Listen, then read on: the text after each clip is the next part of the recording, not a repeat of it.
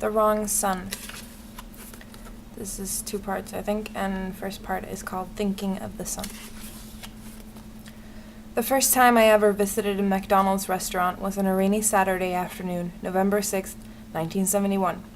It was Bruce Lemke's 10th birthday party, and the McDonald's was at the corner of Pemberton Avenue and Marine Drive in North Vancouver, British Columbia.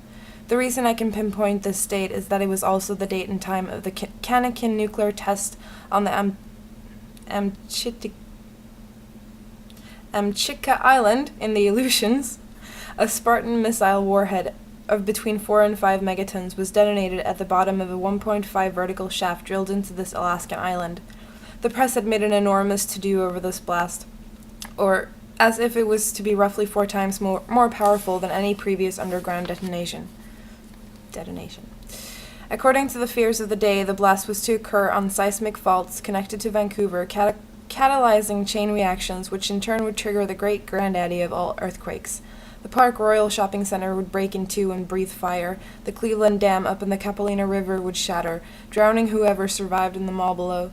The cantilevered, L-shaped modern houses with their kitchens of tomorrow, perched on the slopes overlooking the city, would crumble like so much litter, all to be washed away by a tsunami 6 hours later.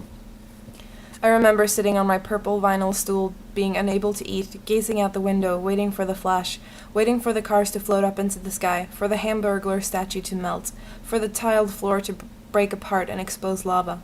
Of course, nothing happened. A half hour later we were driving away in Mrs. Lemke's station wagon to see the railway children at the Park Royal Twin Theatres. But connections had been made in my mind, however, connections which are hard for me to sever even now, 20 years later. 1. The McDonald's equals evil. 2. The technology does not always equal progress. Another nuclear episode, a cherished family story. It is the night of October 20th, 1962, and my mother is attending a dance in the officers' mess of the Canadian Air Force Base at Baden-Sellingen, West Germany, my birthplace. I am 294 days old. My father is in Switzerland on Air Force business that evening. An aide-de-camp enters the dance and begins whispering into the ears of the jet fighter pilots. Within minutes, the pilots melt away from the dance, off to the runway, where they are then strapped into their jets and placed on 24-hour shifts, and the women are left confused and standing by themselves in Dior New Look-inspired dresses. They shuffle perplexedly back to the private married quarters, the PMQs, where they pay their babysitters and search through their cupboards for supplies of powdered milk. The Zenith shortwave radio is turned on and not turned off for the next 3 days. The next day, the PX is closed.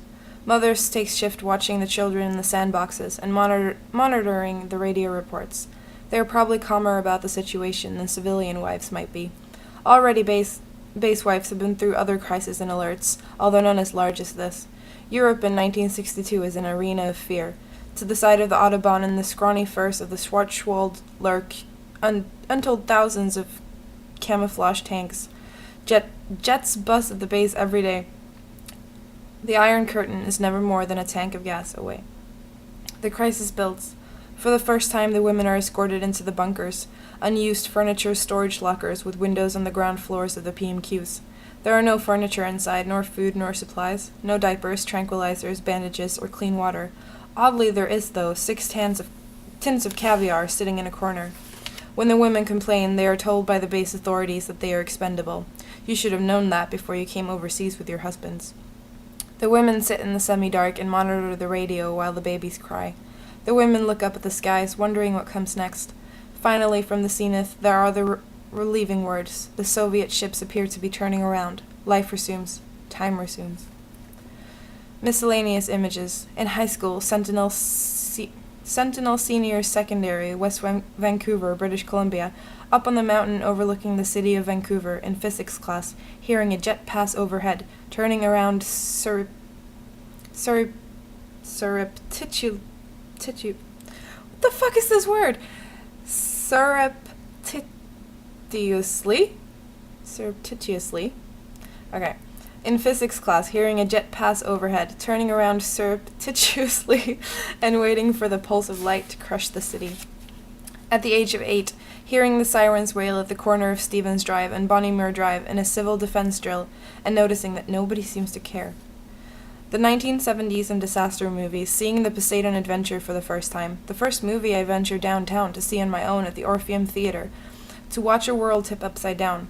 Earthquake, The Omega Man, The Andromeda Strain, Soylent Green, Towering Inferno, Silent Running. Films nobody makes anymore because they're all projecting so vividly inside our heads. To be among the last people inhabiting worlds that have vanished, ignited, collapsed, and been depopulated.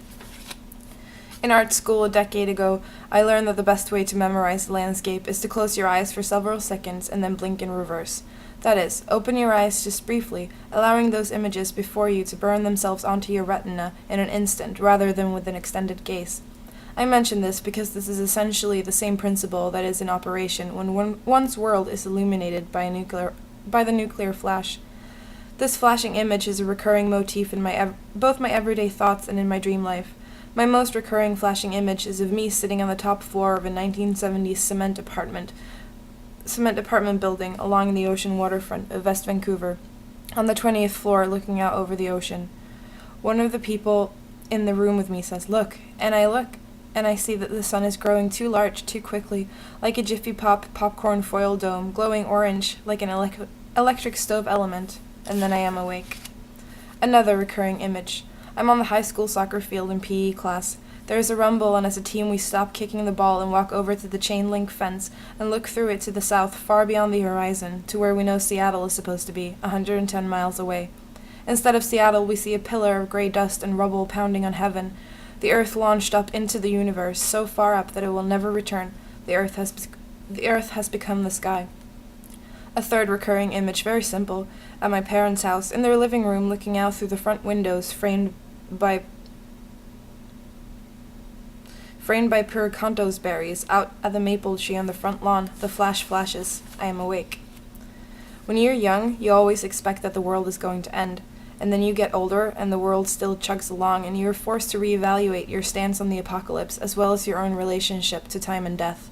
You realize that the world will indeed continue, with or without you, and the pictures you see in your head, so you try to understand the pictures instead. In modern middle-class culture, the absence of death in most people's early years creates a psychic vacuum of sorts. For many, thoughts of a nuclear confrontation are one's first true brush with non-existence, and because they are the first, they can be the most powerful and indelible. Later in life, more sophisticated equations for death never quite capture that first intensity. The modern sex/death formula, mysterious lumps, the mental illness of friends, the actual death of loved ones, all of life's painful gifts. At least this is what I tell myself to explain these pictures in my head that will not go away. And these images are more common than I have realized before, and they are not only particular to me. I have asked many of the people I know, and have interviewed many strangers, and I have heard their stories, tales of their blinking in reverse. And while the pictures vary greatly from one person to the next, some people witness the flash with their family, some with lovers, some with strangers, some with pets, many alone. There is one common thread, and the thread is this. The flash may occur over the tract suburbs of the Fraser River Delta, over Richmond, or over White Rock.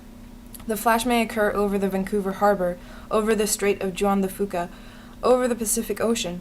The flash may occur over the American border, over Seattle, over Bremerton, over Tacoma, Anacortes, and Bellingham. But the flash, flashing bright, making us remember in an instant what was, making us nostalgic before our time, is always flashing to the south, up in the sky, up where we know the sun was supposed to have been.